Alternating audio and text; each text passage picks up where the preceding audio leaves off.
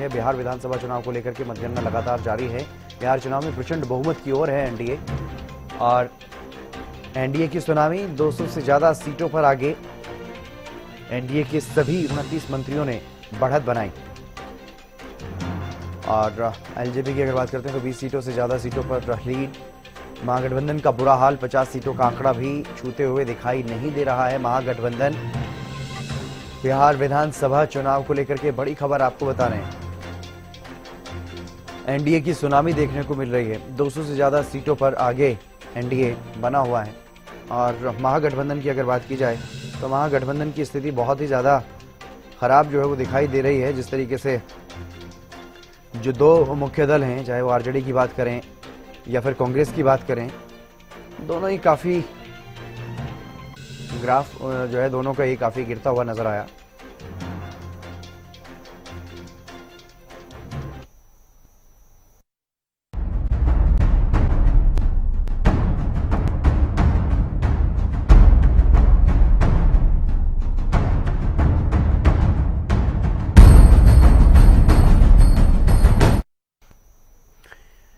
चलिए बिहार चुनाव के नतीजों को लेकर के बात करते हैं। बिहार चुनाव के नतीजों में अगर अभी तक की बात की जाए तो 200 के पार ये आंकड़ा पहुंचता हुआ नजर आ रहा है एनडीए का।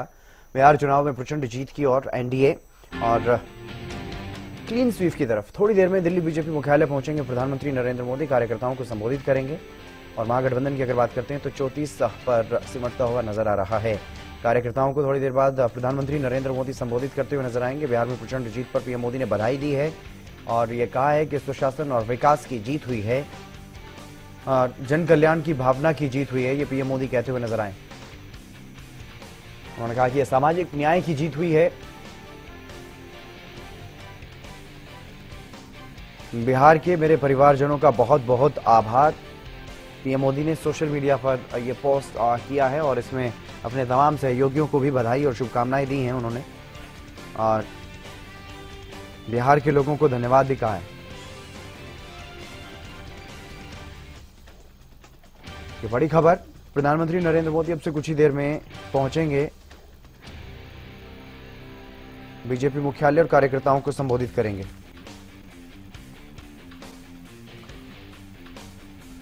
और इसी पर चर्चा करेंगे। मेरे साथ कुछ मेहमान भी जुड़ गए हैं। संदीप आजाद जी, प्रवक्ता भारतीय जनता पार्टी से हमारे साथ जुड़ गए हैं और कांग्रेस से भी प्रवक्ता हमारे साथ जुड़ेंगे। संदीप जी, आपका स्वागत हरियाणा न्यूज पर और बहुत बहुत बधाई भी आपको, जिस तरह से एनडीए क्लीन स्वीप करता हुआ नजर आ रहा है बिहार में। जी हिंदन जी, बिल्कुल देखिए, निसंदेह इस बात में कोई संदेह नहीं है कि जो नतीजे थे, जो जिन नतीजों का अनुमान हमने लगाया था वही नतीजे आए हैं और उससे कहीं बढ़कर के बिहार की जनता ने ये मैंडेट देने का काम किया है। और निसंदेह ये विकास और सुशासन की बात जो एनडीए गठबंधन ने वहां बिहार में की, उस बात को लोगों ने अपनाया और देश के यशस्वी प्रधानमंत्री नरेंद्र मोदी जी की जो नीतियां हैं, उन नीतियों के प्रति भी उन्होंने अपना अटूट विश्वास जताया है। और महागठबंधन जिस प्रकार के मुद्दे लेकर के चुनाव में उतरा था, देखिए जनता कभी भी वो बात नहीं की उन्होंने कि कभी भी उनका वो उसको रोड मैप नहीं था कि बिहार को किस प्रकार से वो आगे ले जाएंगे, बिहार को कैसे विकास के रास्ते पे ले जा सकते हैं।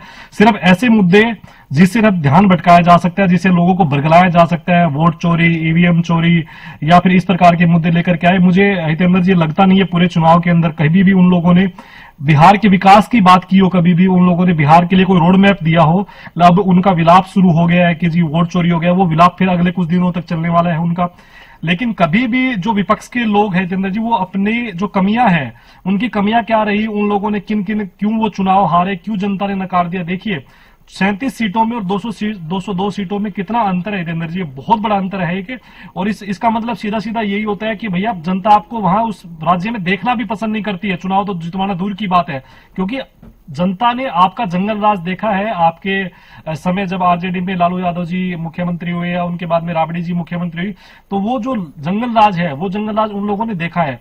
वो कभी भी नहीं चाहती बिहार की जनता कि वो उस प्रकार का जंगल राज आए। और 5वीं बार एनडीए ने वहां सरकार बनाई, नीतीश जी वहां लगातार 4 बार से मुख्यमंत्री थे, तो कुछ न कुछ तो उन्होंने बिहार के लिए किया है। बिहार की जनता के दिलों में उन्होंने जगह बनाई है और उसी की बदौलत आज इतना बड़ा मैंडेट मिला है, जो शायद मुझे लगता है कि हम सब में से किसी ने भी कल्पना नहीं की होगी।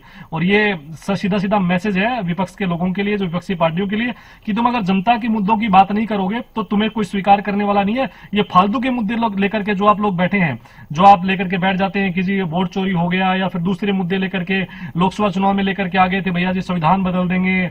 इसके अलावा हरियाणा में फिर उन्होंने कहा जी वोट चोरी हो गया, या तमाम तरह के इस प्रकार के जो मुद्दे लेकर के आते हैं, उनसे जनता को कोई सरोकार नहीं है। वो सिर्फ अपनी साख बचाने के लिए इस प्रकार के काम करते हैं। करे ना, ईमानदारी से मंथन करे महागठबंधन के लोग बैठ करके कि क्यों ये चुनाव हारे, क्यों इतना बड़ा गैप है, पता चल जाएगा। आप लोग भी एनालिसिस करेंगे। जितेंद्र जी, कल से आपकी टीम भी लगी होगी, कल आपकी टीम भी पूरा एनालिसिस दिखाएगी कि बिहार चुनाव क्यों हारी है। इस तरह से जैसे मीडिया के लोग एनालिसिस कर रहे हैं, मैं अच्छे आपको क्या लगता है बीजेपी का जो स्ट्राइक रेट है, 101 सीटों पर चुनाव लड़ी, 95 सीटों पर जीत हासिल होती हुई दिखाई दे रही है अभी तक, और यह आंकड़ा हालांकि 2-3 सीटों पर नीचे अभी हो सकता है, लेकिन क्या लगता है कौन से फैक्टर रहे हैं जिसकी वजह से भारतीय जनता पार्टी को, एनडीए खेमे को लोगों ने वहां पर इतना पसंद किया, इतना बम्पर समर्थन दिया, जबकि आप लोग सरकार में थे, कुछ ना कुछ एंटी इनकम्बेंसी रहती है, सत्ता में चाहे कोई भी हो, कुछ ना कुछ नाराजगियां लोगों की रहती है। देखिए, मैं जितेंद्र जी सीधी सी बात है, आपको बताया तो मैंने पहले भी बोली है कि विपक्ष जो है उसके पास बिहार के विकास को लेकर के, वहां के सुशासन को लेकर के कोई रोड मैप नहीं था। उन लोगों ने कोई भी रोड मैप नहीं दिया, और उनकी हालत आप देखिए किस प्रकार की थी। आपने चुनाव के दौरान देखा होगा, तेजस्वी जी पहले राहुल गांधी से मिलने के लिए दिल्ली जाते हैं और वो बिना मिले वहां से लौट आते हैं। तो इन लोगों की अंदरूनी खींचातान भी इतनी थी, सीटों को लेकर के इनकी इतनी खींचातान थी, फिर कैंडिडेट्स को लेकर के इतनी खींचातान इन लोगों की थी। चुनाव मैनेजमेंट से लड़े जाते हैं, और भारतीय जनता पार्टी का जो कार्यकर्ताओं का मैनेजमेंट का सिस्टम है, या फिर राष्ट्रीय स्वयंसेवक संघ के जो स्वयंसेवक लगते हैं, वो उन जिस प्रकार से वो वोटरों तक पहुंचते हैं, इस प्रकार जो चुनाव एक मैनेजमेंट से जो लड़ सकती है भारतीय जनता पार्टी, मुझे लगता है दूर दूर तक भी इस देश के अंदर ऐसी कोई पार्टी है नहीं जो भारतीय जनता पार्टी की जो मैनेजमेंट है चुनाव लड़ने का, उसको बीट कर सकती है। और यही स्थिति है। आप देखिए कांग्रेस के गठबंधन में, महागठबंधन में इन लोगों की हालत क्या है। कांग्रेस मुझे लगता है 5 सीटों पर आकर के रुक गई है, 5 से ज्यादा उनकी सीटें भी नहीं है। तो हालत आप सब सामने है उनकी। और अब ठीकरा फोड़ेंगे या फिर दूसरा कोई विलाप शुरू करेंगे जी वोट चोरी हो गया। अब ईमानदारी से बैठ करके, आज तक अगर इन लोगों ने हरियाणा के बाद, महाराष्ट्र के बाद, दिल्ली के बाद ईमानदारी से बैठ करके अगर मंथन किया होता कि हम चुनाव क्यों हार रहे हैं, तो शायद इनकी ये इतनी गंदी स्थिति नहीं होती जो आज बिहार के अंदर इनकी हुई है। यानी आपको लगता है कि बीजेपी को जो इतना, एनडीए खेमे को जो इतना बड़ा मैंडेट मिल रहा है, वो जो बीजेपी की मेहनत है, जो बीजेपी की नीतियां, वो तो है ही, जबकि विपक्ष की जो नाकामयाबी रही है उसकी वजह से बहुत ज्यादा आप लोगों को यह समर्थन मिला है। बिल्कुल निसंदेह, इसमें कोई संदेह नहीं जितेंद्र जी। भाजपा ने वहां विकास के लिए, भाजपा ने बिहार के लिए काम किया है, भाजपा ने बिहार को सुशासन दिया है। आप उन समय की स्टोरीज पढ़िए, किस प्रकार का जंगल राज वहां पर था, और ये लोग आज भी किस प्रकार से तुष्टिकरण की राजनीति करते हैं। आपने देखा ही है किस प्रकार से जातिवाद की राजनीति ये लोग करते हैं। भारतीय जनता पार्टी का नारा है सबका साथ, सबका विश्वास, सबका प्रयास। इस नारे के साथ भारतीय जनता पार्टी चलती है, और इसमें सब लोग शामिल है। हम किसी जाति धर्म की राजनीति नहीं करते, लेकिन ये तो तुष्टिकरण करते हैं सीधा सीधा, और इसका सबक सिखा दिया है। अगर हितेंद्र जी, मुझे लगता है अगर अब लोग भी ये सबक नहीं लेंगे तो इन लोगों का फिर मुझे लगता है कहीं भी कोई इनका बचने वाला है नहीं। कहीं विपक्ष के लोगों का, ये जो पार्टियां हैं धीरे धीरे ये विलुप्त हो जाएगी, समाप्त हो जाएगी। भारतीय राजनीति में ये इतिहास बनकर रह जाएंगी, इनका कोई औचित्य बचेगा नहीं आने वाले समय। अभी भी मेरा इन लोगों को एक सुझाव है आपके चैनल के माध्यम से कि ईमानदारी से बैठ करके अपनी जो हार हुई है उस पर मंथन करें। ये फालतू के मुद्दे जो जनता के सामने आप लेकर के आते हैं, जी वोट चोरी हो रही है, ईवीएम में गड़बड़ी हो रही है, ये किया जा, ये तमाम तरह की जो बातें की जाती है, इन बातों से बच करके असली मुद्दों पे काम करें। जो विपक्ष का एक काम होता है, विपक्ष में बैठ करके आप जो जनता की आवाज है, जनता के मुद्दे, वो सरकार तक पहुंचाने का काम करें। लेकिन इन कामों को तो करने की बजाय ये लोग और ही मुद्दों में लगे। हरियाणा में देख लीजिए, कांग्रेस के वोट चोरी अभियान कांग्रेस चला रही है कि जी वोट चोरी अभियान हम चला रहे हैं। इससे जनता को क्या हासिल होने वाला है? जनता को इसकी सेहत पे क्या फर्क पड़ने वाला है? कोई फर्क नहीं पड़ने वाला। अरे भैया, जनता के जो मुद्दे हैं वो तो उठाइए कम से कम जाकर के, वो तो आप उठाते नहीं है। आप लगे हैं फालतू के अभियान करने में, इससे आपको क्या हासिल? आपकी एनर्जी भी वेस्ट हो रही है। जनता को लग रहा है कि भैया ये पागल बना रहे हैं, इनके पास कुछ नहीं है। तो ये कहीं ना कहीं अपने आप में एक बड़ा फैक्टर है बिहार में चुनाव में जो इतनी बड़ी आपको जीत मिली। लेकिन आपने मैनेजमेंट का जिक्र किया, भारतीय जनता पार्टी जैसा मैनेजमेंट करती है वैसा कोई पार्टी नहीं करती, ये आपने जिक्र किया, और इसी का आरोप लगा रही है कांग्रेस कि मैनेज तो करती है बीजेपी, चुनाव आयोग को मैनेज करती है, चुनाव की जो पूरी मशीनरी है उसको मैनेज करती है, उसी का ये है, और इसीलिए बीजेपी ने बिहार में भी लोगों के वोट को लूट लिया। ये आरोप आप पर कांग्रेस के लोग लगा रहे हैं। देखिए, एक कहावत है हितेंद्र जी, नाच न जाने आंगन टेढ़ा। तो अब तो विपक्ष के लिए मुझे लगता है ये कहावत बिल्कुल स्टिक बैठ रही है। अंगूर खट्टे हैं, ये कहीं चुनाव जीत जाते हैं तो भैया फिर सब कुछ ठीक हो जाता है। ये कर्नाटक में चुनाव जीते तो वहां सब कुछ ठीक था, ये लोग हिमाचल प्रदेश में चुनाव जीते तो वहां सब कुछ ठीक था। अब यहाँ आने के बाद जब ये चुनाव इतनी बुरी तरीके से हार गए तो फिर अब तमाम तरह के आरोप लगाएंगे। मैंने फिर कहा कि ये लोग अगर इन आरोपों से बच करके वास्तव में अगर अपनी जो हार क्यों हुई इन लोगों की, उन मुद्दों पर मंथन करें। क्या राहुल गांधी जी ने लोकसभा के बाद से या फिर जितनी विधानसभा चुनाव में उनकी हार हुई है सिर्फ एक वोट चोरी के मुद्दे, और इस वोट चोरी के मुद्दे से कोई असर नहीं होने वाला जनता पे। आप कितनी यात्रा निकाल लीजिए, राहुल गांधी जी ने तमाम यात्राएं निकाल करके देख ली, आप देख लीजिए ना उनकी यात्रा का स्ट्राइक रेट, जहां जहां वो गए क्या हालत हुई है। उन्होंने तेजस्वी की लुटिया डुबो दी है साथ में मिलकर के, उनके वो बेचारे किस तरह से चुनाव जीतते, मतलब हारते हारते बचे हैं, बड़ी मुश्किल से उन्होंने अपनी सीट बचाई है। हालात गठबंधन के ये है इस समय, और देश की जनता ने नरेंद्र मोदी जी की नीतियों पर विश्वास जताया है, और निसंदेह वो बिहार में उन्हीं के साथ आगे बढ़ना चाहती है, इसलिए उन्होंने तमाम पूरी तरह नकार दिया। और जनता के मन में पहले से था, पूरी बिहार की जनता के मन में था कि हम लोग नहीं लेके आने वाले हैं किसी भी तरीके से, और इसीलिए इतना बड़ा मैंडेट मिला है। ठीक है, बजरंग दास गर्ग जी हमारे साथ जुड़ गए हैं कांग्रेस से, उनसे भी जान लेते हैं कि आखिरकार क्या वजह है जो महागठबंधन को इतनी बुरी हार बिहार में हुई है। लेकिन बजरंग दास गर्ग जी, शुरुआत आपके लिए भी खुशखबरी से ही कर देता हूं। बाई इलेक्शन में 2 जगह कांग्रेस जीत गई है, उसके लिए आपको बधाई। लेकिन बिहार में जो ये करारी हार हुई है कांग्रेस को, तो अगर मैं देख पा रहा हूं 2 ही सीटों पर बढ़त है अभी, और महागठबंधन की भी हालत इतनी बुरी, इसके पीछे क्या आप जिम्मेदारी ले रहे हैं, क्या आप जिम्मेदार कारक मान रहे हैं? देखिए, सबसे पहले मैं आपके चैनल के माध्यम से बिहार के अंदर जो एनडीए की जीत है उसके लिए मैं इनको बधाई देता हूँ जी। हकीकत किसी और है, ये जो हमें तो पता था, बिहार विधानसभा चुनाव के अंदर 65 लाख वोट जो काटे गए, ये एक बहुत बड़ा खेला गया है। और यहाँ तक कि हम लगातार इसका शोर कर रहे थे कई दिनों से कि 65 लाख वोट काट दिए, गलत काट दिए, जोड़े जाए। हमारा तो एक मैन आंदोलन क्या था, लोकतंत्र को बचाने की हम लड़ाई लड़ रहे थे, अब भी लड़ रहे हैं, आगे भी लगातार हमारा संघर्ष जारी रहेगा, इसमें कोई दो राय नहीं। और जो हार की बात कही गई है, सबको पता है किस प्रकार भारतीय जनता पार्टी खेला खेल रही है, ईवीएम का खेला खेल रही है। चुनाव आयोग पूरी तरह से भारतीय जनता पार्टी के लिए काम कर रहा है। बजरंग दास जी, आपसे संदीप जी एक बार उनको अपनी बात पूरी कर निवेदन है जी। इसी बीच रुक कर लेते हैं एक बड़ी खबर की ओर। दिल्ली बीजेपी ऑफिस में जश्न का माहौल है, मुख्यालय में जश्न का माहौल है। ये बड़ी खबर आपको बता रहे हैं, थोड़ी देर में बीजेपी मुख्यालय पहुंचेंगे प्रधानमंत्री नरेंद्र मोदी। ये बड़ी खबर आपको बता रहे हैं, अमित शाह और जेपी नड्डा बीजेपी ऑफिस पहुंच चुके हैं, और बाकी के तमाम नेता भी अब से थोड़ी ही देर में वहां पर पहुंचते हुए नजर आएंगे, और प्रधानमंत्री नरेंद्र मोदी भी पहुंचेंगे। जश्न का माहौल है भारतीय जनता पार्टी के खेमे में, और जश्न मनाया जा रहा है। बड़ी खबर, जश्न का माहौल अब पूरी तरह से देखने को मिल रहा है भारतीय जनता पार्टी के खेमे में, एनडीए के खेमे में, और हो भी क्यों ना, क्योंकि 200 के पार ये आंकड़ा पहुंचते हुए नजर आ रहा है, जबकि महागठबंधन 34-35 के इर्द गिर्द जो है वो दिखाई दे रहा है।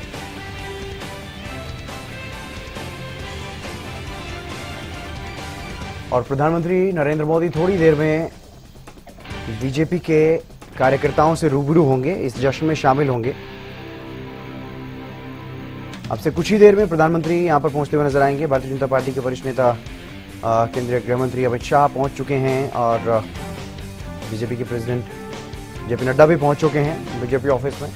जश्न का माहौल है भारतीय जनता पार्टी के खेमे में, और अब से कुछ ही देर में प्रधानमंत्री नरेंद्र मोदी भी यहां पर पहुंचते हुए नजर आएंगे।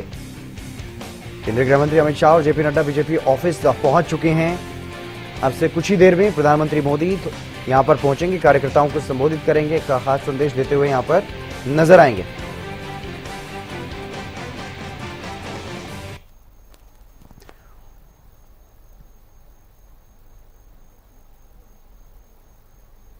तो ये तस्वीरें आप देखिए, जो नेता बीजेपी ऑफिस पहुंच रहे हैं लगातार। अब इंतजार वहां पर किया जा रहा है प्रधानमंत्री नरेंद्र मोदी का। अब से कुछ ही देर में वहां पर प्रधानमंत्री पहुंचेंगे और कार्यकर्ताओं को संबोधित करेंगे।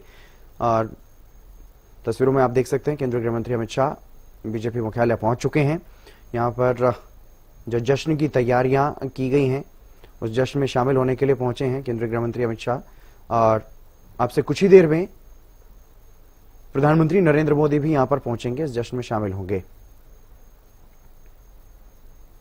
केंद्रीय गृह मंत्री अमित शाह पहुंचे दिल्ली बीजेपी ऑफिस से। लाइव तस्वीरें आप देख पा रहे हैं, सीधी तस्वीरें दिल्ली बीजेपी ऑफिस में किस तरह से जश्न वहां पर मनाया जा रहा है, जश्न की तस्वीरें, और इंतजार किया जा रहा है। अब प्रधानमंत्री नरेंद्र मोदी का यहां पर इंतजार फिलहाल किया जा रहा है। दिल्ली बीजेपी ऑफिस से लाइव तस्वीरें, बड़ी संख्या में कार्यकर्ता यहां पर पहुंचे हुए हैं और अब से कुछ ही देर में यहां पर प्रधानमंत्री पहुंचेंगे।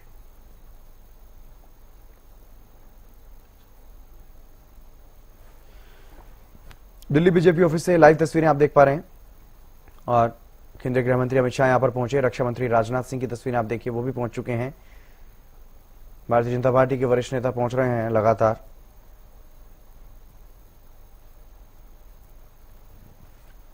और जेपी नड्डा भी यहां पर पहुंचे हुए हैं। दिल्ली बीजेपी ऑफिस से सीधी तस्वीरें आप देख पा रहे हैं, लाइव तस्वीरें आप देख पा रहे हैं। तमाम जो बड़े नेता हैं वो पहुंच रहे हैं। रक्षा मंत्री राजनाथ सिंह पहुंच चुके हैं, केंद्रीय गृह मंत्री अमित शाह यहां पर पहुंच चुके हैं और अब से कुछ ही देर में प्रधानमंत्री नरेंद्र मोदी भी यहां पर पहुंचते हुए नजर आएंगे। जश्न की तैयारियां की गई हैं। एक प्रचंड जीत जो है वो बिहार में मिली है भारतीय जनता पार्टी और एनडीए खेमे को, क्योंकि एनडीए गठबंधन ने मिलकर के चुनाव लड़ा बिहार में और भारतीय जनता पार्टी यहां पर 101 सीटों पर चुनाव लड़ी। 101 सीटों पर ही जेडीयू ने चुनाव लड़ा और दोनों का स्ट्राइक रेट काफी अच्छा है। बीजेपी का हालांकि सबसे ज्यादा, सबसे बड़ी पार्टी बनकर के बीजेपी उभरी है इस बार। 95 के आसपास यह आंकड़ा फिलहाल बीजेपी का बना हुआ है। इसमें थोड़ा बहुत बदलाव हो सकता है, थोड़ा ज्यादा या कम हो सकता है, लेकिन 95 के आंकड़े पर फिलहाल भारतीय जनता पार्टी। और महागठबंधन की अगर बात करते हैं तो महागठबंधन 34 पर सिमटा हुआ नजर आ रहा है।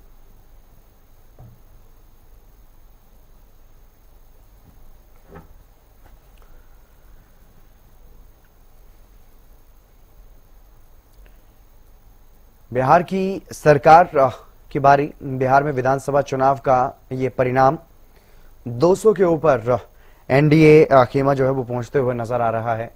और इसके अलावा अगर महागठबंधन की बात करते हैं तो महागठबंधन 34-35 सीटों पर सिमटता हुआ नजर आ रहा है।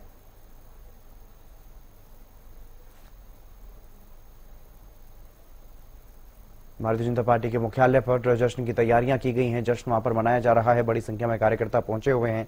इंतजार किया जा रहा है प्रधानमंत्री नरेंद्र मोदी का। अब से कुछ ही देर में प्रधानमंत्री भी यहां पर पहुंचेंगे और इस जश्न में शामिल होंगे, कार्यकर्ताओं को भी संबोधित करेंगे। तमाम जो बड़े नेता हैं वो पहुंच रहे हैं। बीजेपी के राष्ट्रीय अध्यक्ष जेपी नड्डा पहुंच चुके हैं, केंद्रीय गृह मंत्री अमित शाह वहां पर पहुंच चुके हैं, रक्षा मंत्री राजनाथ सिंह पहुंच चुके हैं और भी तमाम जो बड़े नेता हैं पार्टी के वो वहां पर पहुंच रहे हैं बीजेपी मुख्यालय में।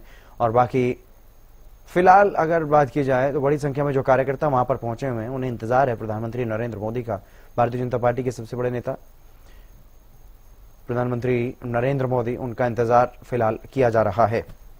और हम चर्चा कर रहे हैं बिहार चुनाव के नतीजों को लेकर के। बजरंग दास गर्ग जी हमारे साथ कांग्रेस से बने हुए हैं। मैं उनसे जान रहा था कि क्या कुछ मुख्य कारण रहे हैं यहाँ पर महागठबंधन की हार को लेकर के। बजरंग दास जी, अपनी बात को पूरा कीजिएगा आप। जी हाँ, देश ने देखा जहाँ जहाँ हमारी रैलियां हो रही थी, रोड शो हो रहा था जी, लाखों लोग, वहाँ लाखों लोग उस रैली में और रोड शो में शामिल हो रहे। ऐसा क्या कारण हुआ?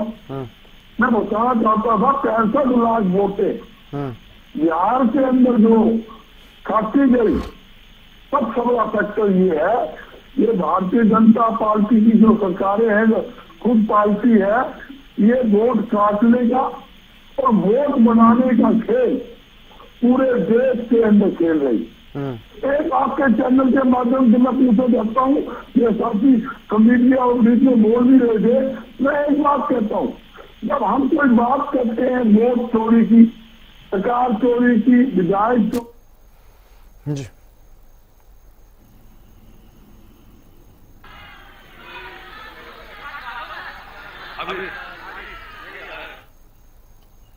जी बजरंग दास जी, लेकिन अगर बात की जाए वोट शेयर की, वोट शेयर में आप जो लोग हैं, कांग्रेस के जो लोग हैं, उनको तो वोट परसेंटेज में भी 8.77% अभी तक दिखाई दे रहा है। और अगर मैं बात करूं आरजेडी की तो 22.85, जो बीजेपी से ज्यादा है। बीजेपी को 20.31% वोट शेयर दिखाई दे रहा है। परसेंटेज की अगर मैं बात करूं तो उससे आरजेडी का ज्यादा है, लेकिन आरजेडी लड़ी भी बहुत ज्यादा सीटों पर है, 140 से ज्यादा सीटों पर वो चुनाव लड़ी। तो आपको नहीं लगता कि जो चुनाव का मैनेजमेंट होना चाहिए था, जो आपसी कोऑर्डिनेशन होना चाहिए था, उसमें आप सीएम की कुर्सी को लेकर के, डिप्टी सीएम की कुर्सी को लेकर के आपस में खींचतान करते रहे। 243 सीटों पर 250 से ज्यादा उम्मीदवार उतार दिए गए, 54-55 के आसपास, 254-55 के आसपास, जबकि सीटें कुल 243। आपस में कहीं ना कहीं नहीं लगता आपको कि महागठबंधन में वो सामंजस्य नहीं बन पाया, उस तरीके से आप जनता के बीच में नहीं जा पाए जिस तरीके से जाना चाहिए था? आपको नहीं लगता कि उसका नुकसान हुआ होगा? ऐसी बात नहीं है जी। हमने तो पहले भी चुनाव घोषणा होने से पहले ही तेजस्वी जी को सीएम घोषित कर दिया था। हमने ये कह दिया था महागठबंधन का सरकार बनने पर सीएम तेजस्वी यादव होंगे, उसमें किसी प्रकार का किंतु परंतु नहीं था। मगर इन सवाल क्या आता है जब बार बार हम ईवीएम की बात करते और देशों के जो बैंकों से चुनाव हो रहे हैं, पहले वहां भी ईवीएम से चुनाव होते थे, उन्होंने भी निकालते हुए माना आप ईवीएम हैक हो सकती है, ईवीएम में गड़बड़ी हो सकती है, तो इतना बड़ा इतनी बड़ी हैकिंग का प्रयास करेगी क्या भारतीय जनता पार्टी या एनडीए खेमा कि पूरी तरह से क्लीन स्वीप ही आप लोग हो जाएं? और मैं कुछ नेताओं के बयानों का भी जिक्र कर लेता हूं। पूर्व राज्यपाल हैं कांग्रेस के नेता संदीप आजाद जी मेरे साथ बने हुए हैं। संदीप आजाद जी, मैं आऊंगा आपके पास। आपके खेमे में तो खुशी का माहौल है। सवाल फिलहाल कांग्रेस से ही कर लेते हैं, क्योंकि कांग्रेस में वोट चोरी का आरोप कांग्रेस की तरफ से जोरों शोरों से लगाया जा रहा है, वोट लूटने का आरोप लगाया जा रहा है। लेकिन इनके नेता क्या कह रहे हैं उस पर भी मैं जवाब ले लेता हूं। बजरंग जी, निखिल कुमार हैं, पूर्व राज्यपाल हैं, कांग्रेस के नेता हैं। उन्होंने ये बात कही है कि कहीं ना कहीं टिकट बंटवारे को लेकर के भी कुछ ऐसे लोगों को टिकट दे दी गई जिनको लोग क्षेत्र में पहचानते भी नहीं थे। टिकट बंटवारे में यानी कि उन्होंने कुछ गड़बड़ी का आरोप अपने नेताओं पर लगाया, आलाकमान पर लगाया है, यानी कहीं ना कहीं कुछ गड़बड़ रही है, इस ओर वो इशारा करते हुए नजर आए। आप ही के महागठबंधन के नेता हैं मुकेश साहनी, जिनको आपने डिप्टी सीएम के लिए घोषित किया था नाम उनका। तो उन्होंने कहा है कि मैं इस जनादेश को स्वीकार करता हूं और एनडीए को बधाई देता हूं। माताओं बहनों का वोट एनडीए के पक्ष में गिरा है, जिसके कारण उनकी इतनी बड़ी जीत हो रही है। इन बयानों को आप किस तरह से देख रहे हैं? देखिए चंद्र जी, बधाई तो मैंने भी दी है जी, वो ठीक है, लेकिन जो आप कह रहे हैं जीत और हार का जो सीधा फैक्टर बता रहे हैं, मैं सिर्फ उस पर जानने की कोशिश कर रहा हूं कि क्या कोई चूक आपकी तरफ से नहीं हुई है क्या? तो मैं वही उसी पर आ रहा हूँ जी। सबसे पहले मैंने इंडिया एनडीए गठबंधन को बधाई दी है जीत के लिए जी। और एक बात और मानिए, हम उसके लिए मंथन भी करेंगे, तो हमारे उसका मंथन भी करेंगे। और एक बात आपके चैनल के नजारे के साथ कह रहा हूँ, हमारा संघर्ष पहले से ज्यादा तेज मजबूती के साथ हम सड़कों पर लड़े रहेंगे। आज हमने भी वोट गर्मी छोड़कर अभियान के तहत प्रदर्शन किया, कल भी करेंगे, परसों भी करेंगे, लगातार हमारा संघर्ष जारी रहेगा। मैं मान सकता हूँ वोट का टिकटे की टिकटे जब दी जा सकते, इसमें कोई दो नहीं। जब टिकट का बंटवारा होता है, कई आदमी को, जो कमजोर आदमी को टिकट दी जा सकती है, ये नहीं होगी, ये तो नहीं है। सारी टिकटें गलत बढ़ गई। हमारे दो चार टिकटें कोई कमजोर व्यक्ति को दी गई है, तो ऐसे भारतीय जनता पार्टी में वोट मिलेंगे, ऐसे नतीज की पार्टी में वोट मिलेंगे, ऐसे तेजस्वी पार्टी में वोट मिलेंगे। जो टिकटें ऐसे मौके हैं, हालात, जातिगत समीकरण और पार्टी की वफादारी को देखते हुए दी जाती है। उसके अंदर हार जीत कई बार मायने नहीं रहती, उससे पार्टी का जो अच्छा ठीक है। पार्टी के स्तर से अगर मैं इधर जाकर के थोड़ा सा आपसे सवाल पूछूं, आपको क्यों ऐसा लग रहा था कि महागठबंधन की सरकार बन सकती है? मैं थोड़ा सा पीछे भी जाना चाहूंगा।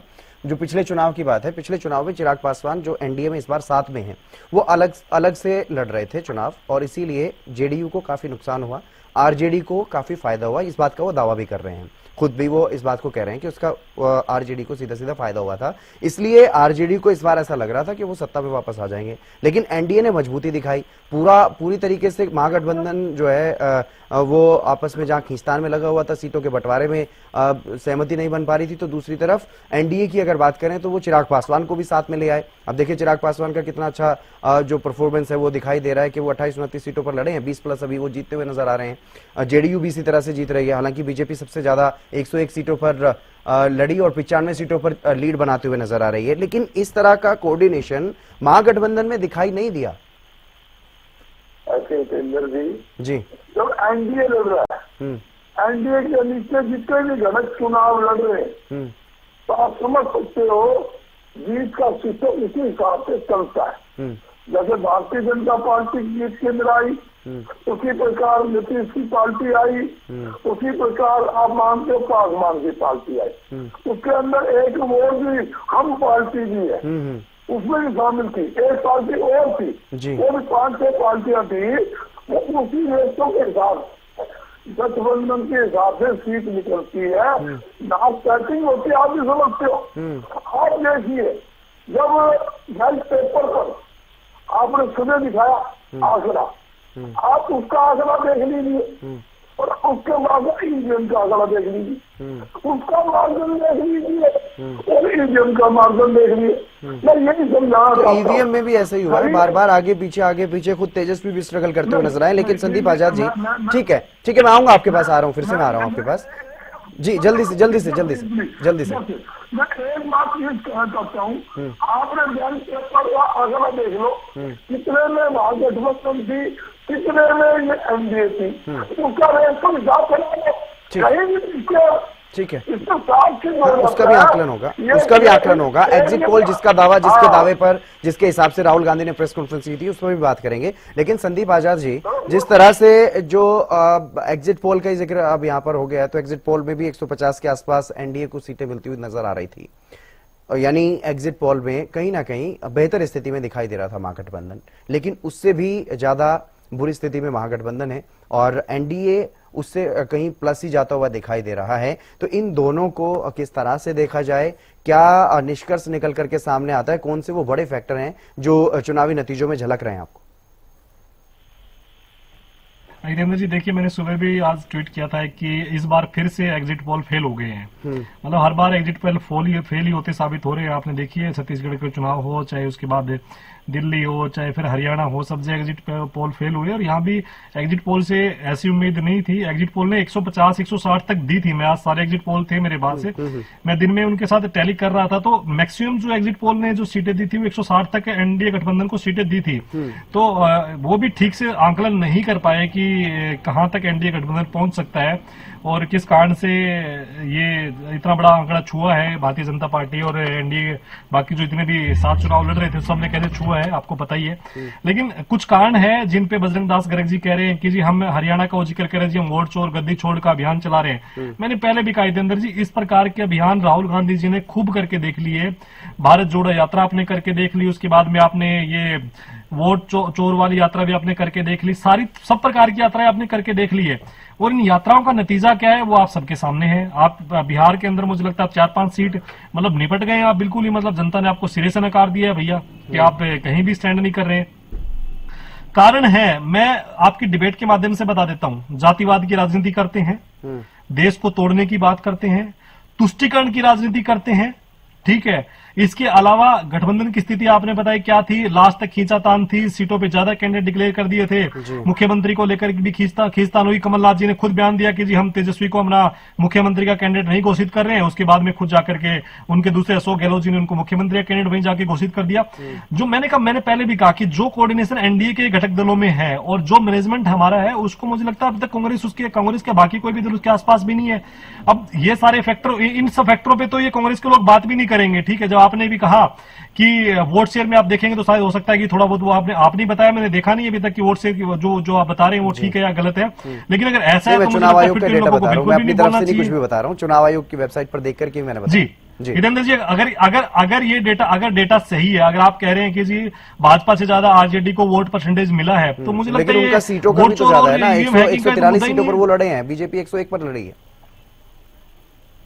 चलो फिर भी कहीं ना कहीं अगर आपको लगता है भाजपा के पास कम सीटें थी, उनके दूसरे सहयोगी दलों के पास सीटें थी, लेकिन कारण क्या है वो सारे आपको पता है, किस प्रकार का कोऑर्डिनेशन उनके अंदर था, और वो अंदर खाते भी उनकी लड़ाई चल रही थी, वो एक दूसरे को, इनके आपको पता है कांग्रेस की हमेशा से नीति रही है, ये खुद ही लोग अपने लोगों को हराने के चक्कर में लगे रहते हैं। ये अपने हरियाणा में भी देखा, बड़े अच्छे से देखा, इस पे चीजों पे तो मंथन करेंगे नहीं। और आपने कहा कि माताओं बहनों का बिल्कुल विश्वास है, जो मोदी सरकार की नीतियां हैं, जो बिहार सरकार की जो नीतियां थी, उन्होंने माताओं बहनों का दिल जीता है। और ये सिर्फ हरियाणा, ये सिर्फ बिहार में नहीं हुआ है, माताओं बहनों का वोट महाराष्ट्र में, दिल्ली में, हरियाणा में, ये सब जगह मिला है। और इसी वजह से है कि भारतीय जनता पार्टी और उसके बाकी दल जो एनडीए घटक दल हैं, वो सारे इतने बड़े मार्जिन के साथ चुनाव जीत रहे हैं। इन मुद्दों पे ये बिल्कुल भी चर्चा नहीं करेंगे, इन मुद्दों पे मंथन नहीं करेंगे, ये निकालने में लगे, ये दूसरी प्रकार की यात्राएं निकालने में लगे। अरे ईमानदारी से बजरंग दास गर्ग जी बैठे, मैं बजरंग दास गर्ग जी को कहता हूं, अगर ये सच में राजनीति करते हैं, देखिए टीवी डिबेट पे बोलने वाली बात अलग है, इनकी मजबूरी हो सकती है, इनकी पार्टी लाइन तय होगी कि भैया डिबेट में इसी बात में बोलना है, लेकिन कभी ईमानदारी से बैठ के बजरंग दास गर्ग जी से मैं कह रहा हूं, उनके नेतृत्व को कह रहा हूं, हरियाणा चुनाव से लेकर के तमाम सारे चुनाव को लेकर के मंथन करे कि भैया चुनाव क्यों आ रहे हैं, हरियाणा में इनके लोगों ने क्या क्या बयान दिए थे, सबको पता है, वो नौकरी बेचने के, अपने घर भरने से लेकर बजरंग दास जी, इनके लोग खुद ये तो मैं भी मानता हूं, ये तो मैं भी मानता हूं कि बजरंग दास जी कभी कभी तो पूरी तरह से स्पष्टता से बात करते हैं, और मैं उम्मीद करता हूं कि बजरंग दास जी उसी स्पष्टता से जवाब देंगे। बजरंग दास जी देखिए, सरकार, ये संदीप आजाद जी खुद कह रहे हैं कि कुछ ना कुछ एंटी इनकम्बेंसी जरूर होती है, सरकार से नाराजगी लोगों की होती है, लेकिन विपक्ष इतना ज्यादा कमजोर था, इतना ज्यादा बिखरा हुआ था कि वो उस चीज को भुना नहीं पाया। उस चीज को अगर आप लोग मजबूती से लड़ते तो शायद कड़ी टक्कर दे सकते थे, जिस तरह से पिछली बार का मुकाबला रहा। और इस बार तो आपको ये समझ जाना चाहिए था पहले ही कि एनडीए में जो पिछली बार का बिखराव था वो और ज्यादा मजबूती से चुनावी मैदान में थे, और जबकि महागठबंधन को कहीं ना कहीं कुछ कमजोरियों का सामना करना पड़ा, कुछ खामियां रही हैं, और कुछ भरोसा दिलाने में भी एनडीए के लोग ज्यादा कहीं ना कहीं प्रभावी तरीके से अपना साबित कर पाए हैं, वो भरोसा दिला पाए हैं लोगों को कि हम जो कह रहे हैं वो करके दिखा पाएंगे। लेकिन आपकी तरफ से, महागठबंधन की तरफ से ये घोषणा कर देना कि हर परिवार से एक नौकरी दे देंगे, इस तरह की बातें कर देना, वोट चोरी जैसे आरोप लगा देना, तो क्या उससे कुछ हद तक वोटर क्या छिटके नहीं है, आपसे नाराज नहीं हुए हैं इस तरह की चीजों को लेकर के? बिल्कुल नहीं होती सुंदर जी। जहाँ बिहार के जो हालात थे, मतलब वोटरों का मन में एक बात बैठ गई थी कि जितनी युवा लड़का उम्र 35 साल है, लंबी रेस का घोड़ा है, ये बिहार। एक और बात ऐड करना चाहूंगा बजरंग दास जी, एक और बात ऐड करना चाहूंगा। मैंने कई पहलू रखे हैं, मुझे उम्मीद है आप सभी पर एक एक करके विस्तार से अपनी बात रखेंगे। परिवार में भी दरार थी इस बार, परिवार घिरा था कुछ मुद्दों को लेकर के, अपने लालू प्रसाद यादव के बड़े बेटे की मैं बात कर रहा हूं, तेज प्रताप, वो कुछ मुद्दों को लेकर के घिरे, अलग हुए परिवार से, उसका भी एक डेंट है परिवार पर। देखिए, ये उनका पारिवारिक मामला है, पारिवारिक तो है, लेकिन वो सामाजिक है ना सर। हाँ ठीक है, बिल्कुल है जी, राजनीति को इफेक्ट कर रहा है, वो पारिवारिक मामला नहीं है, पारिवारिक भी है, सामाजिक में सारी बात ठीक है आपकी, मैं आपकी बात से इनकार नहीं करता कि उनके बड़े भाई को कुछ और लगे, उनको उनके बेदखल कर दिया और वो अलग होके अपना चुनाव लड़े। मैं खुद ही कह रहा हूँ, जिसी रहे वो कहेगा कहे, हम भाई कुछ नहीं है साहब, जिससे चुनाव अलग लड़ा है, अपना सिस्टम से लड़ा है, और दुश्मन लोग आप हमारे खिलाफ ही लड़ा है, दुश्मन लोग कहने की बात नहीं है। मगर एक बात कहता हूँ, जहाँ बिहार का चुनाव की बात, बिहार की जनता का मूड क्या था, ये देखने की बात है। जब हम लगातार रोड शो करें, जहाँ जनसभाएं करें, एक दिन में 8 जनसभा हमारी हो रही है, और जनसभा में लाखों लोग। नहीं, वोट तो मिला है ना सर महागठबंधन को, वोट तो मिला है। ये वोट नहीं है, वोट थोड़ी वोट है, जो उम्मीद थी सरकार बनाने की, हकीकत कह रहा हूँ। नहीं, सरकार बने और नहीं, देखिए दो बातें हैं बजरंग जी यहाँ पर समझने वाले, जो आप भीड़ की बात कर रहे हैं, ये उम्मीद हर चुनाव में होती है इनको। ठीक है संदीप जी, ठीक है। नहीं बजरंग जी, मैं जो कहना चाह रहा हूँ, जो भीड़ की आप बात कर रहे हैं, वो कुछ हद तक आरजेडी का मैं देख पा रहा हूँ, आरजेडी को तो वोट तो मिला है, लेकिन वो वोट बिखरा है, वो वोट उस तरीके से नहीं मिला कि वो सीट जिता पाए। देखिए, जब वोट के आप आंकड़ों की बात करोगे, जितनी सीटों पर जहां भारतीय जनता पार्टी लड़ी है, उतने सीटों पे आरजेडी पर आप आंकड़ा निकालोगे बहुत कम है। आप क्या कर लीजिए, नहीं, उस हिसाब से तो कम है, तभी तो वो जीते हैं। कम ये कहा चाहता हूँ आपको, जो स्थिति है आजादी के, अरे भाई आजादी ऐसी बात नहीं है। मैं कहता हूँ आदमी मैदान में लड़ता है, हार की होती रहती है, आपके जो दर्जा है। नहीं, हम तो मना ही नहीं कर रहे हैं, लेकिन हम तो सिर्फ इतना कह रहे हैं कि जो मुद्दे आप लेकर के चुनाव में उतरते हैं ना बजरंग दास जी, जो मुद्दे आप चुनाव में लेकर के उतरते हैं, उन मुद्दों का रेलेवेंस है नहीं एक्चुअल में। ठीक है आजाद जी, वो जो मुद्दे लेकर के उतरे हैं मैदान में, उनको अपनी बात पूरी करने दीजिए। उनको चाहे कोई भी मुद्दा लेकर के उतरे। मैं ये पूछना चाहता हूँ, अरे आप लोगों ने 2 सीटें होती थी भारतीय जनता पार्टी लोकसभा में, हमने 2 सीटों वालों को मान सम्मान दिया, हमें एक बार वाजपेयी जी का आदर मान किया, ये किया तो बता दो। और वाजपेयी जी हमेशा अच्छी बात की, जहां तक उसको बीमार हुए उनको ऑपरेशन के लिए राजीव गांधी जी ने उनसे रिक्वेस्ट की, तो आप हमारे सीनियर नेता हो, आपके लिए हाथ देख के रिक्वेस्ट है, आप इलाज के लिए विदेश में जाइए, सरकारी करते थे और उन्होंने भिखाई करते भेजा। ये एक भाईचारे की बात है। मैं कहता हूँ राजनीतिक में हार भी होती जाती है। क्या 2 सीट थी विधानसभा, 2 थी, हमने तो कभी सर यहाँ पर राजनीतिक भाईचारा या इस तरह की कोई बात नहीं हो रही है। विधानसभा चुनाव के परिणामों को लेकर के मैं बात कर रहा हूँ बजरंग जी। अब उसमें सुनिए बजरंग जी, जो मैंने पहलू रखे उसको भी आप समझ लीजिए। और एक और चीज यहाँ पर निकल करके जो सामने आ रही है वो बड़ी दिलचस्प है। AIMIM जो कि हैदराबाद में अजदुद्दीन ओवैसी सांसद, उनकी पार्टी, बार बार वो बिहार में चुनाव लड़ते हैं और जीतते भी हैं। अब स्थिति ये है कि पिछली बार तो आपके कुछ विधायक आ गए थे, उनसे भी ज्यादा थे, लेकिन इस बार उनके 5 विधायक और आपके अभी 3-4 विधायकों पर अभी आप लीड बनाए हुए हैं, यानी उससे भी कम। देखिए, हर एक पार्टी का अपना सिस्टम है और जनता का एक सिस्टम भी है। जनता कौन से एरिया में किसको वोट देती है वो अलग चीज है, मगर मैं मुख्य party Bharatiya Janata party, Nitish ji party, मैं उन पर फोकस करूंगा, उनसे बात करूंगा। सबसे मोटी बात ये NDA की सरकार बनने जा रही है, महागठबंधन की क्षमता जाए, इसमें कोई इस बात को स्वीकार कर रहा हूँ। ये हार नहीं, ये बहुत बुरी हार, मैं इसको नहीं मानता हूँ, मैं हर चीज को स्वीकार करता हूँ। पर हुई क्या इसका रंग करने की जरूरत है। अब मैं इन दावे के साथ कहता हूँ, ये नहीं कि मैं राजनीति की बात कर रहा हूँ, राजनीतिक प्लेटफॉर्म की बात कर रहा हूँ, मैं ये बात करता हूँ। देखिए, अमेरिका जैसे देश, जर्मनी जैसे देश, इंग्लैंड जैसे देश, फ्रांस जैसे देश, नेदरलैंड जैसे देश, जहाँ ईवीएम मशीन से चुनाव होते थे, उन्होंने उनको भी निगलेक्ट करके बैलेट पेपर पर चुनाव करा रहे हैं आपके सामने। हम कह रहे हैं ईवीएम में गड़बड़ी है। तो आप लोग महागठबंधन में आप लोग मिलकर के एक राय शुमारी क्यों नहीं करते हैं? महागठबंधन को पूरी तरह से एकजुट क्यों नहीं करते हैं?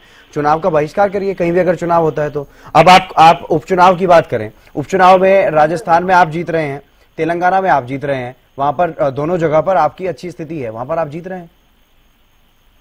आप पंजाब में आम आदमी पार्टी जीत रही है, अब बिहार में आप हार रहे हैं, उत्तर प्रदेश में आपका नामो निशान नहीं है। अब कल को उत्तर प्रदेश में चुनाव होंगे, फिर वहां आप 0 पर आएंगे, फिर आप यही कहेंगे कि वोट चोरी हुई है, ईवीएम में गड़बड़ है। जी आप अपनी बात हो रहा सुन लीजिए। हरियाणा में क्या चुनाव में जी पूरा देश चिल्ला रहा था, यहाँ बच्चा चिल्ला रहा था, किसी किसान के अगर मेरी किसानी थी जून में। ठीक है, मैं आपकी बात को बड़ी करता हूँ, ठीक है। माहौल हरियाणा में कांग्रेस का था, अब आप हरियाणा पर आए हैं तो, लेकिन 4 जून को शायद 4 जून को आए थे ना राहुल गांधी हरियाणा, चंडीगढ़ आपके ऑफिस में पार्टी के नेताओं की मीटिंग लेने के लिए, पार्टी संगठन सृजन अभियान के लिए। शायद 4 जून को या 6 जून को आए थे, अभी एग्जैक्ट डेट याद नहीं, लेकिन राहुल गांधी आए थे चुनाव के बाद। क्या कह करके गए थे? ईमानदारी से बता दीजिए, क्यों हारे थे चुनाव आप लोग? क्या कह के गए राहुल गांधी? भले ही वोट चोरी चिल्ला रहे हैं वो, लेकिन क्या कह करके गए थे? ईमानदारी से आप बता दीजिए। सुनिए जब प्लेटफार्म पर मीटिंग होती जी। है, मैं भी मीटिंग लेता हूँ, मैं भी सीनियर समझता हूँ, मैं हिसार जिला प्रधान हूँ। जब मैं कार्यकर्ता की मीटिंग लूंगा, जितेंद्र जी आप समझिए, मैं वहाँ क्या कहूंगा, एकजुट हो जाओ, एकजुट होकर यही दोगला अगर ये ठीक है यही दोगला संदीप जी, मैं चरित्र है आऊंगा आपके पास, यही दोगला चरित्र है इन लोगों का, यही बजरंग दास दोगला गर्ग चरित्र जी, है। ये बार-बार भाइयों, इसके बीच में बोल रहे बार-बार। नहीं नहीं ठीक है, उनको टाइम कम मिल पा रहा है, भले ही आज क्योंकि ठीक है, यही है, दोगला बजरंग चरित्र जी, है हितेंद्र जी इन लोगों का। बजरंग जी, असली मुद्दों पे चर्चा नहीं करेंगे हाँ। और बाकी ये जो फालतू की बातें बजरंग इन पे दास लगे जी, रहेंगे। बजरंग अब दास बजरंग जी खुद कह रहे हैं। ठीक है संदीप जी, बजरंग दास जी मुझे एक बात बताइए, जो आपने चुनाव में हार के बाद जो संगठन सृजन अभियान चलाया, जो संगठन बनाया, जिस तरीके का परिवर्तन किया थोड़ा बहुत, क्योंकि नेता प्रतिपक्ष भूपेंद्र सिंह हुड्डा को लेकर के कई तरह के सवाल उठ रहे थे, उनको चेंज नहीं किया आपने, चलिए ठीक है, वो आपकी पार्टी का मसला, आपने जो फैसला लिया वो ठीक, लेकिन जो संगठन बनाया, जिला अध्यक्ष बनाया, आपको जिला अध्यक्ष की जिम्मेदारी दी, अब आप जो काम कर रहे हैं, क्या आप वो चुनाव से पहले उतना ज्यादा काम कर पा रहे थे, उतनी ज्यादा जिम्मेदारी के साथ क्या वो काम कर पा रहे थे जो अब आप कर पा रहे हैं? अगर वो सब चीजें पहले हो जाती तो जो 70-75 की बात आप लोग कर रहे हैं ना आज, वोट चोरी का आरोप लगा करके, हो सकता है 55-60 तक तो आप लोग पहुंच ही जाते। सिकंदर जी, मैं आपको क्लियर कर देता हूँ जी। उससे पहले जब हमारे जिला प्रधान नहीं थे, उससे पहले हमारे जिले के प्रभारी बने हुए थे। मैं जिले का सस्ता प्रभारी था, महेंद्रगढ़, नादरी, नारलों का मैं लोकसभा प्रभारी था। हाँ। तो आप जितना काम हिसार में कर पा रहे हैं अब जिला अध्यक्ष बनने के बाद, क्या उतना आपने सिरसा में किया? मैं किया, उससे ज्यादा मैं ये बताना चाहता हूँ, ठीक है। हमारे जिले के प्रभारी भी थे, जिला के कन्वीनर भी थे, लोकसभा के प्रभारी थे, कन्वीनर थे, ब्लॉक के थे, युवा का संगठन था, महिला का संगठन था, एसटी से सारे सेल थे। जिले के प्रधान शहरी प्रधान नहीं थे, ये कमी हमारे संगठन में जरूर थी। ठीक है संदीप जी एक दिलचस्प सवाल यहाँ पर है, यहाँ पर बार बार एक बात उठ रही है, हालांकि बजरंग दास जी ने वो बात नहीं उठाई, लेकिन कांग्रेस के नेता तमाम ये बात कह रहे हैं कि इस तरह का मैंडेट मैनेज किया गया है ताकि नीतीश कुमार को अगर साइडलाइन करना हो तो आराम से किया जा सके। इस बात को लेकर के सवाल उठ रहे हैं कि नीतीश कुमार ही मुख्यमंत्री होंगे या कोई और चेहरा आएगा, इस पर भी आप स्पष्ट कर दीजिए थोड़ा स्थिति। देखिए, जब विधायक दल की बैठक होगी उसमें जो भी नेतृत्व हमारा है, शीर्ष नेतृत्व एनडीए गठबंधन के जो लोग हैं वो बैठ करके मुख्यमंत्री का चेहरा तय करेंगे। लेकिन अब देखिए अलग अलग प्रकार के लॉजिक निकाले जा सकते हैं, अलग अलग प्रकार के बिल्कुल जो मैंडेट आया वो इस बात की ओर इशारा भी कर रहा है, इसमें कोई दो राय नहीं है कि इस बात का एक विकल्प इस मैंडेट ने खोल दिया है कि अगर नीतीश कुमार इधर उधर होते भी हैं, क्योंकि उनका एक टैग उनके नाम पर भी लगा हुआ है पलटू राम का, वो कभी इधर कभी उधर, तो अगर ऐसी स्थिति बनती भी है तो इस तरह का मैंडेट है कि अगर ऐसी कोई स्थिति आती है तो बीजेपी अपने दम पर सरकार बना सकती है दूसरे सहयोगियों के साथ मिलकर। देखिए हितेंद्र जी, देखिए पिछली बार जो मुझे लगता है जेडीयू की स्थिति है वो इससे भी कम सीटों की थी, जो इस बार उनकी सीटें आई, इसकी आधी सीटें थी उनके पास पिछली बार के मुकाबले में। तो भारतीय जनता पार्टी ने तब भी उनको मुख्यमंत्री अपना चुना और उन्हीं के नेतृत्व में फिर 5 साल सरकार चली, इसमें कोई संदेह नहीं है। लेकिन अगर विपक्ष सब अलग अलग प्रकार की लॉजिक निकालेगा वो निकालता रहे, हमें इसमें कोई आपत्ति नहीं है, लेकिन एनडीए ने एकजुट होकर के चुनाव लड़ा है और निसंदेह बिल्कुल एक एक वोट जिसको कहते हैं कि इन लोगों ने कहा कि मैनेज, हम ऐसे मैनेज नहीं करते, हमारे कार्यकर्ता जा जाके मैनेज करते हैं, हमारे कार्यकर्ता गली गली धक्के खाते हैं, जाकर के वोटरों तक पहुंचते हैं, उनकी आवाज को सुनते हैं, उनकी आवाज को नेतृत्व तक पहुंचाते हैं। और सिर्फ बिहार के लोग नहीं है उसमें, हरियाणा के से भी कार्यकर्ता गए हैं, दिल्ली से भी कार्यकर्ता गए हैं, यूपी से भी कार्यकर्ता गए। हमारे लिए संगठन हमेशा सर्वोपरि रहता है, जिस व्यक्ति के पास कमल का फूल आ जाता है उसके जिताने के लिए हम जी जान लगा देते हैं। लेकिन महागठबंधन में और बाकी लोगों में क्या स्थिति रहती है आपको पता है, किसी से छुपा हुआ है ही नहीं 1% भी। अब बजरंग दास गर्ग जी का एक बयान कुछ दिन पहले वायरल हो रहा था, मैं देख रहा था, वो कह रहे हैं जी पार्टी पुर्टी मेरे लिए कुछ नहीं है, मेरे लिए तो व्यापारी सबसे पहले है, पार्टी को मैं कुछ नहीं समझता हूं। ठीक है, ये खुद का बयान है, वो जिलाध्यक्ष चुने हुए हैं और ये लोग कह रहे हैं जी हमारे जिलाध्यक्ष बने हुए थे, प्रभारी बने हुए थे। इनके हितेंद्र जी आपसे छुपा हुआ, इनके प्रभारियों की, इनके जिलाध्यक्षों की, इवन इनके प्रदेश अध्यक्ष की संगठन में क्या स्थिति होती है ये किसी से छिपा हुआ नहीं है। आप देखिए शैलजा जी प्रदेश अध्यक्ष रह के चली गई, एक जिलाध्यक्ष तक नहीं बना पाई। इससे पहले अशोक तंवर जी प्रदेश अध्यक्ष रह के चले गए, जिलाध्यक्ष नहीं बना सके एक भी, बेचारे पिट भी गए बेमतलब में वहां जाकर के दिल्ली में। और उदय भान जी उसके बाद में, वो तो हुड्डा के बिल्कुल खासम खास थे, तब भी उनको संगठन नहीं बनाने दिया गया। अब कह रहे हैं कि अब राहुल, आप ठीक कह रहे हैं, राहुल गांधी जी ने इनको स्पष्ट कहा कि भैया चुनाव आप बाहर जाके चाहे जो मर्जी बात करिए, आप वोट चोरी की बात कीजिए, कोई दूसरी बात कीजिए, लेकिन चुनाव क्यों हारे हैं वो असली कारणों पे मंथन मुझे लगता है राहुल गांधी जी को पता था। राहुल गांधी जी भी दूसरे प्रोपेगेंडे रचने में देश में लगे रहते हैं। अब जैसा इनका नेतृत्व होगा वैसे नीचे के लोग भी बात करेंगे। राहुल गांधी जी खुद को भी चाहिए कि भैया जिस प्रकार का प्रोपेगेंडा लेकर के आप चल रहे हैं देश में, ये तो आप देखिए जितेंद्र जी खुद 2024 के लोकसभा चुनाव में इन लोगों ने एक एजेंडा चलाया कि जी भारतीय जनता पार्टी ये 400 पार सीट इसलिए मांग रही है जी कि वो देश का संविधान बदलना चाहती है। इस प्रकार का ये प्रोपेगेंडा लेकर के आए। इस प्रकार के प्रोपेगेंडे से वास्तव में जो जनता है उसको कोई फर्क पड़ने वाला है नहीं। जनता चाहती है कि जनता का विकास हो, जनता के लिए, उनके सुविधाओं के लिए, उनके कल्याण के लिए योजनाएं बने।